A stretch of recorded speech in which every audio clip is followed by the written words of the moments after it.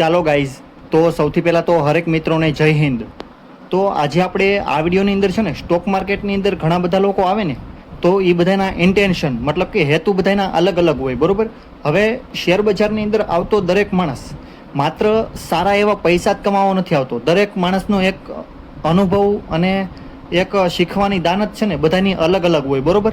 કોક માણસ છે ને પોતાના ડેઈલીના 1000 રૂપિયા કમાવા આવે, તો કોક માણસ છે ને હકીકતમાં સારી એવી સંપત્તિ બનાવવા આવે. મતલબ કે એના મનમાં જે નંબર ધાર્યા હોય ને કે ભાઈ મારે XYZ એટલા રૂપિયા મારે કમાવા છે, બરોબર, એટલે બધી રૂપિયા મારે સંપત્તિ ઊભી કરવી છે, બરોબર. તો એ માણસનું એફર્ટ અને એ માણસના જે કામ કરવાની ક્ષમતા હોય ને એની ઉપરથી ખબર પડે કે ભાઈ કયો માણસ કેટલું રૂપિયો કમાવા માંગે છે અને કેટલા સમયમાં. એ રીતે એના નિર્ણય બહાર આવે, બરોબર. એકદમ સિમ્પલ વાત છે કે ભાઈ સીધી વાત છે. જે માણસને માત્ર ડેઈલીના 1000-2000 કમાવા છે અથવા તો મહિનાનું ખાલી અમુક ખર્ચાઓ છે એ જ કાઢવાના છે, બરોબર, તો એ માણસ કાંઈ લાંબુ શીખવાનું નથી અને નથી એ માણસ કાંઈ લાંબુ વધારે પડતું મહેનત કરવાનું, બરોબર. તો અને એની સરખામણીમાં સામેવાળો માણસ એ જોવો કે ભાઈ જેની માથે ઘણું બધું લેણું છે, ઘણા બધા રૂપિયા કમાવા પડે એમ જ છે, બરોબર. એનું જીવન જ એને એમ કહે છે કે ભાઈ તું રૂપિયા ગમે એમ કર, બાકી કમા, ગમે એ રીતે કમા. કેમ કે તારા ઘરની જવાબદારી બધી તારી ઉપર છે અને તારે ઘણા બધા હજી કામ તારા જીવનમાં પૂરા કરવાના છે, બરોબર.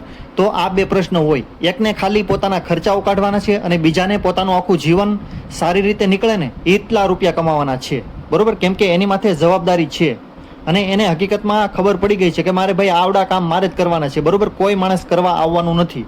તો એ માણસના એફર્ટ્સ છે ને એ રીતના લાગશે, જેટલી એની માથે જવાબદારી છે ને એટલી, અને એ માણસ એટલું જ રિસ્ક લેશે. અને ઓલાની સરખામણીમાં તો આ માણસ તો કોઈ પ્રકારે એકબીજાની સરખામણી કરી ન શકીએ.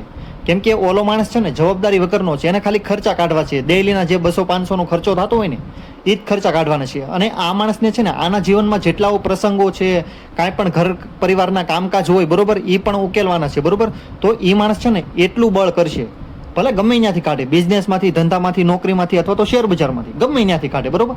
પરંતુ એ માણસનું બળ અને આ માણસનું બળ, જેની જવાબદારી નથી, એ બંનેનું બળ છે ને એક્ઝેક્ટલી હકીકતમાં હાવ અલગ જ હશે. એની મેન્ટાલિટી અલગ હશે, એનું રિસ્ક લેવાની ક્ષમતાઓ અલગ અલગ હશે, એ માણસને ડૂબવાની ક્ષમતા પણ અલગ અલગ હશે, બરોબર. એકને બહુ ફરક પડશે અને એકને બિલકુલ ફરક નહીં પડે. કેમ કે ઓલાને ખાલી 2-3 હજાર રૂપિયા કમાવા છે, બરોબર. મહિનાને 2-3 થઈ જાય એટલે એના ખાવા પીવાનો ખર્ચો નીકળી જાય, બરોબર, કારણ કે એ સિંગલ માણસ છે. પરંતુ હકીકતમાં આ માણસ, એને જવાબદારી હજારો છે, બરોબર. એના છોકરાની સ્કૂલની ફી ભરવાની છે, એને પૈસા કમાવા પડે એમ જ છે, કેમ કે એનું ઘર બહાર છે, બરોબર. એને ઘણા બધા પ્રસંગો પૂરા કરવાના છે, બરોબર. તો આ રીતે બેના જવાબદારી અલગ અલગ છે. અને હકીકતમાં શેર બજારની અંદર બે જ પ્રકારના માણસો છે. એક જે જવાબદારી લેવા માંગે છે અને બીજા જે જવાબદારી બિલકુલ લેવા નથી માંગતા. માત્ર એને ખાલી 2-3 દિવસનું, 2-3 મહિનાનું અથવા તો 6 મહિનાનું ખાલી ખાઈને ખાવાનું થઈ જાય ને એટલે બસ ખેખટિયા કરવાના છે, બરોબર. હકીકતમાં એ માણસ લોંગ ટર્મનું વિચારતા નથી. જેમ કે આપણે રિટેલ ઇન્વેસ્ટરની અંદર હું તમને હકીકતની વાત કરું ને તો 95% રિટેલ ઇન્વેસ્ટર છે ને માત્ર 1 વર્ષની અંદરનું જ વિચારે, વધુમાં વધુ 2 વર્ષનું, બસ પૂરું. બાકીના જે હકીકતમાં 5% રિટેલ ઇન્વેસ્ટર છે ને એ હકીકતમાં મોટા ઇન્વેસ્ટર હોય ને એ રીતે વિચારે કે ભાઈ મિનિમમ 2-3 વર્ષ હું શેર રાખું, જેની અંદર હું છે ને મારા પૈસા અમુક સારા કરું, હું મિનિમમ સારું એવું રિટર્ન મેળવું, અને એ પૈસા હું ક્યાંક લઈને જાય ને તો એનું ક્યાંક હકીકતમાં મને ક્યાંક મળશે. બાકી 2-5 હજારના એટલા ખર્ચા તો તમે મામૂલી નોકરી કરશો ને તો પણ મળી જશે, બરોબર. તો તમારે એટલું બધું રિસ્ક લેવાની જરૂર નથી. અગર તમે શેર બજારની અંદર આવ્યા છો, બરોબર, અને હકીકતમાં જો તમે ઠીકઠાક રિસ્ક લ્યો છો ને તો તમારે પૈસા પણ એટલા કમાવો. કેમ કે રિસ્ક લેવાનો મતલબ છે ને ખાલી 200-500 કમાવો નથી. તમારે એટલા રૂપિયા સામે કમાવાની જવાબદારી છે. તમારે એટલા રૂપિયા બનાવવા જ પડશે, શીખવું પડશે. તમે જો હકીકતમાં માર્કેટમાંથી ખાલી તમારો મહિનાનો, અમુક 6 મહિનાનો, વર્ષનો ખર્ચો કાઢવા આવતા હોય ને તો બિલકુલ ન હો ભાઈ. કેમ કે શેર માર્કેટ છે ને એ વસ્તુ માટે બિલકુલ નથી બનેલું. એકદમ સિરિયસ વસ્તુ છે શેર બજાર. શેર બજારની અંદર તમે ગમે ત્યારે આવો, એકદમ સિરિયસ થઈને આવો અને શીખવાની દાનતથી આવો. મિનિમમ આટલી ક્વોલિટી તમારી પાસે રાખો, એક શીખવાની દાનત અને બીજું સિરિયસ, કે ભાઈ હું ગમે ત્યારે કંપનીનું પહેલાં એનાલિસિસ કરીશ, ઠીકઠાક જાણી એ કંપનીનું કામ શું છે, એ કંપનીનું નામ શું છે, એ કંપનીના પ્રોમોટર કોણ છે, એની નીતિ કેવી છે, એનો સ્વભાવ, વાણી, વર્તન ક્યાંક તો છે ને, એ શેર શું, એ વસ્તુ બધું જાણીને આવો. અને મિનિમમ તમે 2-3 વર્ષ રાખશો. ઇનફેક્ટ હું તો એમ કહું, તમે જેટલું લાંબુ વિચારશો ને એટલો તમે ફાયદો થશે સ્ટોક માર્કેટમાં. ગોલ્ડન વર્ડ્સ છે, હજી કહું છું, લખી લેજો. શેર બજારમાં તમે જેટલું લાંબુ વિચારશો ને, જેટલું લાંબા ગાળા સમય માટેનું, એટલો તમે પ્રોફિટ મેળવશો. અને જેટલું તમે શોર્ટ વિચારશો એટલો તમે લોસ કરશો અને પ્રોફિટ ગુમાવશો. જેટલું શોર્ટ ટર્મનું તમે વિચારશો એટલો તમારે લોસ થશે, બરોબર. અને ઉપર જતા પ્રોફિટ પણ થાય ને તો પણ ઓછો થશે. અને લોંગ ટર્મનું વિચારશો એમાં તમારે બને ત્યાં સુધી લોસ ઓછો થશે અગર જો સારી કંપની અને સારી જગ્યાએ રોક્યા છે ને પૈસા તો. અને ઉપર જતા પ્રોફિટ જો થશે તો વધારે થશે. કેમ કે કંપનીનું કોઈ પણ પ્રકારનું કામ ધંધો હોય ને તો તમને છે ને કોઈ દિવસ 6 મહિનામાં 3 મહિનામાં અથવા તો 1 વર્ષમાં છે ને કોઈ દિવસ પ્રોપરલી રિઝલ્ટ ન આપે. મતલબ કે સારામાં સારો શેર ભાગે જ તે એવું જરૂરી નથી 1 વર્ષમાં. બની શકે કે 3 વર્ષ તમે આપ્યા હોય, બરોબર, તો શરૂઆતના 2 વર્ષ બિલકુલ હરકો ન ચાલે, બરોબર. મુશ્કેલથી 100-150 રૂપિયા વધી જાય, 200-500 રૂપિયા વધી જાય, એટલું જ થાય.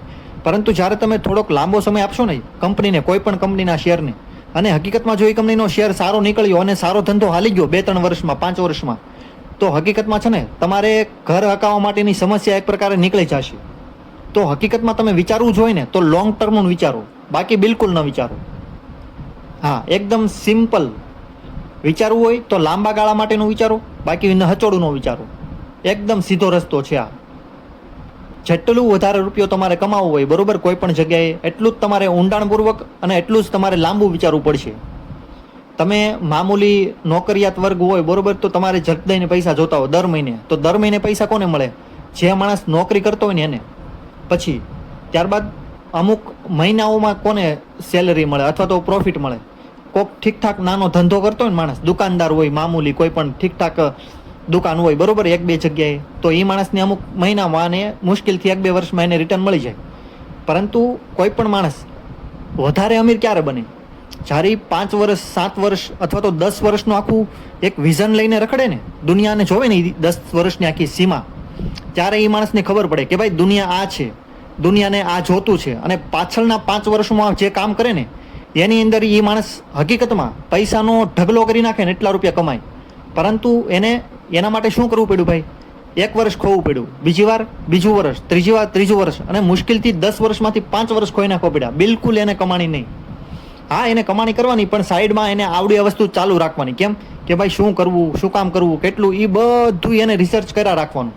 અને છેલ્લા 5 વર્ષમાં એ ઠીકઠાક એને જો પરફોર્મન્સ હકીકતમાં આપી દીધું ને તો એ 5 વર્ષમાં એની 2 પેઢીઓનું પૈસા કમાઈ લેશે. અને આવી જ રીતે શેર બજારમાં પણ આ જ રીતે હોય. કોઈ પણ કંપની હોય, તમે 1-2 વર્ષનું વિચારશો ને તો હું તમને જેવું છે એવું કહું, તમે લોસમાં જ રહેશો. ગમે એટલી સારી કંપની હશે ને છતાં પણ. અને જો તમે મુશ્કેલથી પૈસા સારા એવા કમાઈ પણ લીધા, બરોબર, તો બની શકે કે ભાઈ તમે 2-3 ગણા પૈસા કરી લીધા, બરોબર, તો એનો કોઈ ફાયદો નથી. કેમ કે એ એક પ્રકારનો તમારો તુક્કો છે. રીઝન, તુક્કો ભલે તમને સારી કંપની મળી, તમે એનાલિસિસ પણ કર્યું, પરંતુ દર વખતે તમને 1.5 થી 2 વર્ષમાં અથવા તો 3 વર્ષમાં કંપની સારામાં સારું રિઝલ્ટ આપે ને એવી દર વખતે તમને કંપની મળશે નહીં.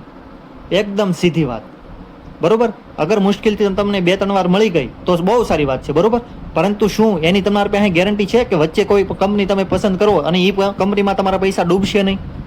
બાકી શેર બજારમાં તો 99% ચાન્સ છે કે ભાઈ ગમે એવી બિઝનેસ તમે સિલેક્ટ કર્યો, ગમે એ કંપનીમાં શેરમાં પૈસા રોક્યા તો તમારા પૈસા ડૂબવાના છે. એટલા માટે તમને કહું છું, જેટલા શક્ય હોય ને એટલા ઓછા નિર્ણય કરો, અને જે નિર્ણય કરો ને એને માટે લાંબુ વિચારો, લાંબુ એક્સપિરિયન્સ લ્યો. તમે શીખો, સમજો, જાણો બિઝનેસ શું છે, શું કામ આ બિઝનેસ છે, કેટલા લોકો રોકાયેલા છે, સરકારનું એની અંદર યોગદાન કેટલું છે, ભવિષ્ય ક્યાં જાય છે. આવનારો વિડીયો છે ને હું ખૂબ જ મહત્વનો બનાવવાનો છું કે ભાઈ ભવિષ્યમાં કયા સેક્ટરો ચાલવાના છે, બરોબર. કંપનીના નામ નહીં લઉં મુશ્કેલથી, કંપનીના નામ બિલકુલ હું નથી લેવાનું. કયા બિઝનેસ ચાલવાના છે ને એ સેક્ટર વિશે વાત કરવાનો છું. તો જે લોકોને એ વિડીયો જોતો હોય ને તો કોમેન્ટ બોક્સની અંદર યસ કરી દેજો. અને સાથે સાથે તમને જે કાંઈ જેના વિશે ટોપિક કવર કરવો હોય ને તો એના વિશે કોમેન્ટ પણ મને કહી દેજો, બરોબર. તો પછી thank you so much for watching this video. અને આવી જ રીતે વિડીયો જોતા રહ્યો અને શીખતા રહ્યો.